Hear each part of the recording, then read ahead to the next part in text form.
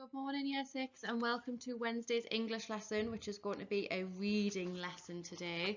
So what I'm going to do is, I haven't put the first page and a bit on, because I want you to listen to me read it, and then if you like, you can follow on with your finger on the screen. I know it's a little bit difficult, so that's why I've decided to do it this way. Then, if you stay on after I've read the text, we have some tasks for you to do involving summarising, which is your reading skill today. But there is also a booklet attached in resources where you can fill out the answers for the questions in just up to chapter 2. We've only read up to chapter 2, and you can resubmit them, or you could answer them separately on a Word document and submit that, or take a photo. Okay, so we're up to chapter 2 of Goodnight Mr. Tom, Little Werewolf. Willie gave a short start and opened his eyes. In a chair opposite sat Tom, who was drinking tea and looking at a book. Sammy, who had been watching the slight twitching movements that Willie had made in his sleep, now stood at his feet. Tom looked up. "You feeling better?" he asked. "You's looking better." He poured him out a mug of hot, sweet tea and handed it to him. "Here, you keep that down you." Willie looked apprehensively at his feet, which were now being sniffed by Sammy. "He won't harm you," said Tom. "He's a spry old thing, but he's as soft as butter, ain't you, old boy?" And he knelt down and ruffled his fur. Sammy snuggled up between his knees and licked his face. "See," said Tom, "he's very friendly." Willie tried to smile. "You want to learn something what'll make him happy?" He nodded. "Hold one of your hands out, palm up, like that," and he showed the inside of his rough brown hand. Willie copied it. "That's so he knows you ain't going to harm him, see? Now hold it out towards him and tickle his chest." Willie leaned nervously forward and touched Sammy's fur. "That's the idea. You just keep doing that." Willie stroked him. His fur felt silky and soft. Sammy gave his fingers a long lick. "He likes you, see?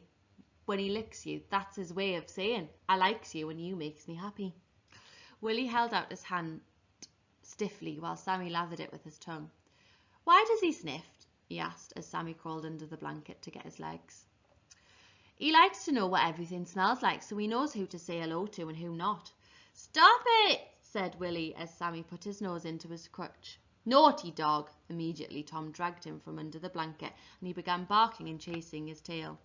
"You getting overexcited, Sam. He needs a good romp in the fields." And he looked at Willie. "And I reckon you do and all," he thought.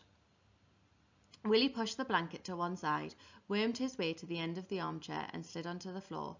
"Smells like rain," said Tom, leaning out of the front window. "You got gum boots?" Willie shook his head. "No, mister." "Best put your Macintosh on anyways." The three of them trooped out into the hallway. Willie stared at the ladder. "That's your room up there, sort of attic." "Mine?" He didn't understand. Did Mr. Oakley mean he was going to have a room to himself?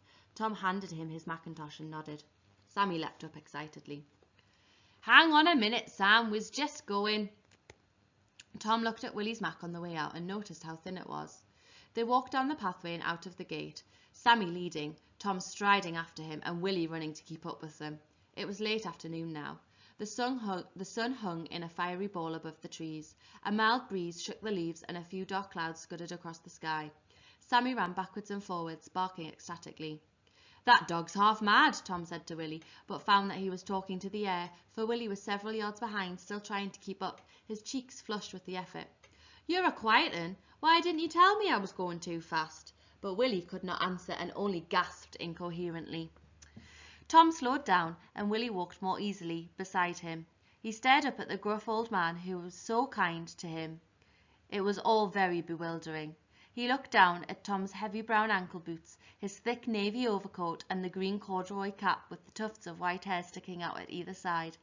A small empty haversack dangled over his shoulder. "Mister," he panted. "Mister!" Tom looked down.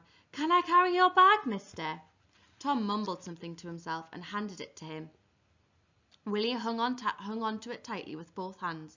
The narrow road sloped gently upwards. Willie could just make out, in all the speed of their walking, the wild hedgerows flashing in low green lines beside him. It felt very unreal, like a muddled dream.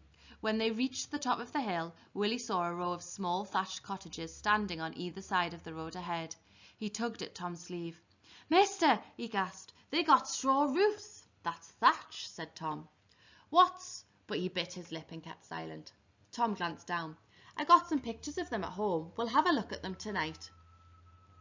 Willie squeezed the bag more tightly. Across the road, a plump, middle-aged woman with greying auburn hair was peering out of a window. She disappeared for an instant and opened her front door. "Hello, Tom," she said, looking with curiosity at Willie. He grunted. "Evening, Mrs. Fletcher. How are the boys then?" "Boys are doing nicely." "William," said Tom, "go and keep an eye on Sam.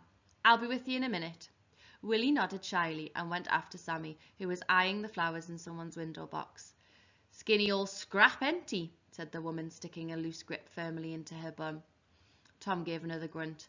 "I didn't believe it was true when I heard," she continued. "I ain't got room myself, but Mrs. Butcher got two to contend with. Girls, mind you, but they're regular tearaways, and Mrs.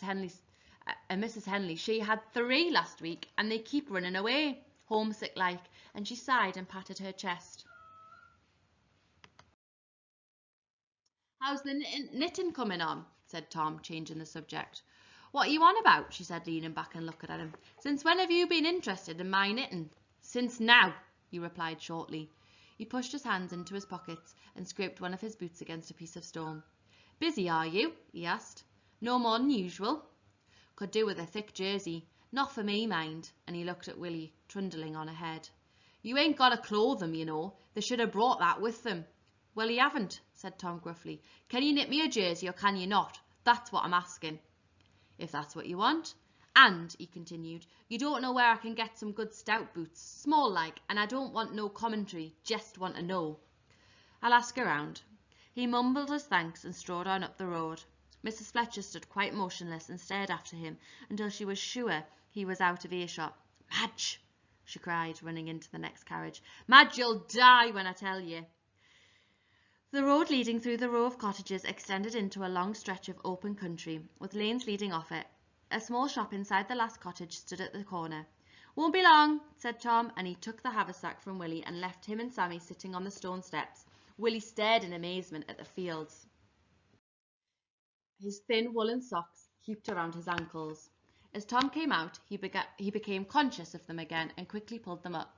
Sammy sniffed at the food in the bag, and Tom tapped him tenderly on the nose and slung it on his back. "If I start getting me stride up again," he said to Willie, "will you just call out?" It was a long, quiet road, the silence broken only by the whirring of a tractor in the distance. They turned to the right and walked down a tiny lane. Willie's attention was drawn to a small brown bird in one of the hedgerows. Tom stopped and put his finger to his lips, and he stood and watched it hopping in and out among the changing leaves. "That's a hedge sparrow," he whispered. "See its beak? Very dainty." The bird looked up and flew away, and shy. They carried on down the lane towards a farm. Sammy was already sitting waiting for them, his tail thumping the ground impatiently from side to side. They pushed open the long wooden gate where he sat. It squeaked and jingled on its hinges as they swung it behind them. Tom led Willie round the back of a large cream-coloured stone house towards a wooden shed. A middle-aged man with corn-coloured hair and the bluest eyes Willie had ever seen was sitting on a stool, milking one of a handful of cows. Willie gazed at the gentle way he fingered the udders and at the warm white liquid spurting down into a bucket underneath. "Mister," he said, tugging at Tom's coat. "Mister, what's that?" Tom was astounded. "Ain't you never seen a cow?" But Willie didn't answer. He was too absorbed in watching the swollen udders decrease in size. "I'll be wanting extra milk from now on, Ivor," he said. Ivor nodded and glanced at Willie. "One of them London lot?" he asked. Tom grunted. "You'd best take a jug with you. Rose inside." Tom tramped across the yard to the back of the house and up the steps. He carried Sammy in his arms, as he had a habit of yapping at cows. Willie stayed to watch the milking. A fresh-faced brunette woman in her 30s, wearing a flowery apron, opened the back door. "Come in," she said. "You'll be wanting extra milk." "How do you know?" said Tom. "Lucy saw you coming up the yard with him." A chubby 6-year-old with brown curly hair, earth-smudged over 2 enormous pink cheeks, was standing at her side, holding on to her skirt. "Don't be so daft, girl," she said. "Go on, say hello to him. I got things to do." She clomped down the steps in her ankle boots and blue woolen dress and stood shyly beside Willie, twisting the hem of her dress in her hand till her knickers came into view. "There ain't much difference in size between them two," said Tom, observing them together. "I dunno what they do with little uns in that old city," and he disappeared into the warmth of the kitchen. After calling Willie several times and getting no response, he eventually gave up and tapped him on the shoulder. "Here, Dreamer, you carry that," he said, handing him a tin jug. "You can take a look if you've a mind." Willie lifted the lid and peered in. Fresh milk. Lucy stared at him. She'd never seen a boy so thin and pale looking. She still hadn't spoken and had only just, so she thought he heard his name. "By Dreamer," she said suddenly, and turned and fled into the house. "Where's that old thing?" said Tom, looking round for Sammy. He caught sight of his black and white fur at the gate. He was sitting waiting for them with a bone in his mouth. Willie looked at the front of the house. The woman called Ro was putting up some black material at the front window. "What's she doing?" Willie asked. "Putting her blackouts up, boy. We all got to do it from tonight." Willie was about to ask why, but he knew that was rude, so he kept silent. "It's so planes don't see where to bomb," continued Tom, as if he read his thoughts. "Waste of time if you asks me. Reckon it'll all be over be Christmas, and anyways, who'd want to bomb Little Werewold?" "That's the name of this village," he added. "Little Werewold." He looked up at the sky. It had suddenly become darker. "Best be moving," he said, and they swung open the gate and set off at a jaunty pace back up the lane towards the main road. They had walked past the cottages and were halfway down the hill when the first drop of rain fell. As they neared the foot of the hill, the sky opened and a heavy torrent fell mercilessly down. It blinded Willie and trickled down inside the collar of his mackintosh. Tom buttoned up his overcoat up to his neck and raised his collar. He looked down at the drenched figures of the boy and dog. Willie had to run to keep up with them. His plimsolls were now caked in heavy clods of wet earth, and his jersey was already wet from his soaked mackintosh. The sky rumbled loudly above them, and the rain continued to pour down, bouncing on the lane and running into little streams. Tom swung the graveyard gate to one side, and Sammy shot through, jumping and barking in the puddles. He shut the gate behind Willie, and the wetness from the top splashed into his face. Willie ran up the pathway towards the cottage, through the graves and under the oak tree, his shoes squelching. They ran into the hall, Tom's boots clattering on the tiles. He shook the rain from his overcoat and cap and proceeded to undo his boots. Sammy stood on the mat, shaking his fur by the open door and looking out at the sheets of rain that were now whipping across the graveyard. Willie struggled with his mackintosh. His fingers were mauve with cold. "You're soaked through," said Tom. He pointed to his bespattered plimsolls. "Take them old canvas things off. Stay here while I put some newspapers down." Willie pulled off the weighted shoes and stood in the dark hallway, shivering helplessly, his teeth rattling inside his clamped jaw. After much shuffling from the living room, Tom opened the door. He had laid newspaper in front of the range and was putting up blackouts at the windows so that, but for the glow of the embers in the fire, there was almost total darkness. He lit a gas lamp which hung from the ceiling and an oil lamp on the table. "Stay on them newspapers, you two," he said to Sammy, who was panting rapidly and sending out a constant spray of water with his tail. He added some coke to the fire and left the room. Willie hopped on one leg and then on the other in front of it. Steam began to rise from his jersey and shorts. He heard the front door being closed, and Tom returned with his brown paper bag. He placed it on the table and took out the contents. There was one small towel, a piece of soap, a toothbrush, an old Bible, and an envelope with "To whom it may concern" written on it. He looked under the towel for some nightclothes, but there were none. He opened the envelope. Willie heard the paper being torn and turned to watch him. He knew the letter was from his mum. He checked again that his wet socks were pulled up and stood very still. "Dear Sir or Madam," it read. "I asked if Willie could go and stay with God-fearing people, so I hope he is. Like most boys, he's full of sin, but he's promised to be good. I can't visit him. I'm a widow and I haven't got the money. The war and that. I've put the belt in for when he's bad, and I've sewn him in for the winter. I usually keep him in when I wash his clothes, and I got them special for the cold weather." "You toasted bread afore?" he asked. Willie looked up at him and shook his head. "Here, have a go," said Tom, handing him the fork.